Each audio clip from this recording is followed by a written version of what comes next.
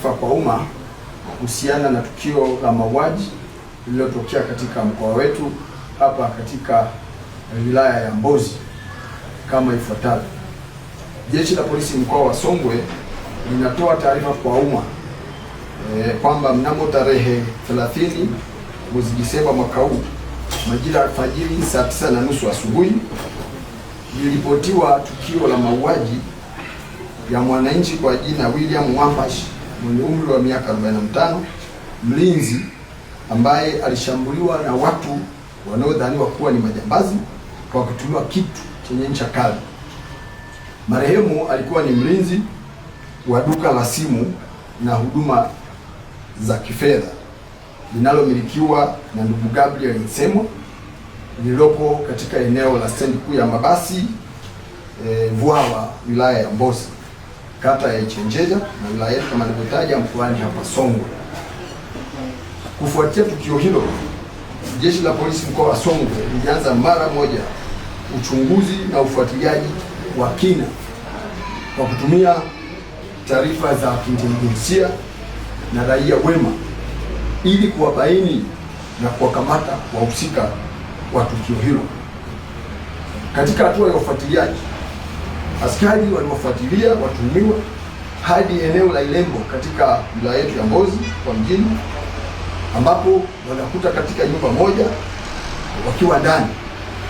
Baada ya kuona askari na katika utekelezaji wa majukumu ya askari ya ukamataji, kulitokea majibizano ya risasi kati ya majambazi na askari polisi.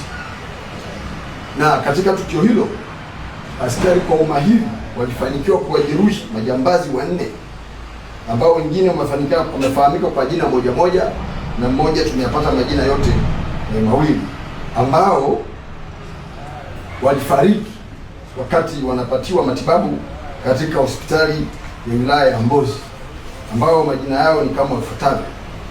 Mmoja anaitwa Eluta alimaarufu kama Mapunda, yuko Abdul ama Chiba, Justin mpata jina moja, na mwingine anaitwa Bruce Mwasenga.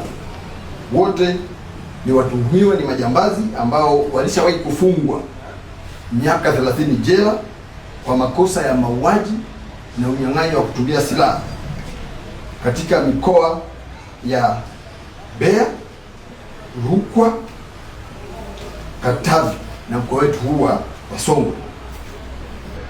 Eneo la tukio, askari waliweza kupata mali mbalimbali ambazo zinaaminiwa kuibwa katika duka ambalo tumelitaja hapo juu, ambazo ni kama zifuatazo. Zimeweza kupatikana simu janja smartphones 30, simu ndogo 172, mashine post machine moja ya benki ya CRDB, bastola moja ya kutengeneza kienyeji ambayo inatumia risasi za shotgun. Yamepatikana pia risasi 4 nzima na ganda moja eneo la tukio. Lakini pia imepatikana mitalimbo ya uvunjaji 1, bisibisi 4, nondo za kuvunjia milango na makufuli 2 ambavyo baadaye mtaweza kuviona. Jeshi la Polisi mkoa wa Songwe linaendelea na msako mkali wa kuwatafuta watuhumiwa wengine ambao wamekimbia, na inasemekana wengine wamekimbilia mikoa ya jirani. Kwa kushirikiana na mikoa ya jirani tunaendelea na kuwafuatilia hao watuhumiwa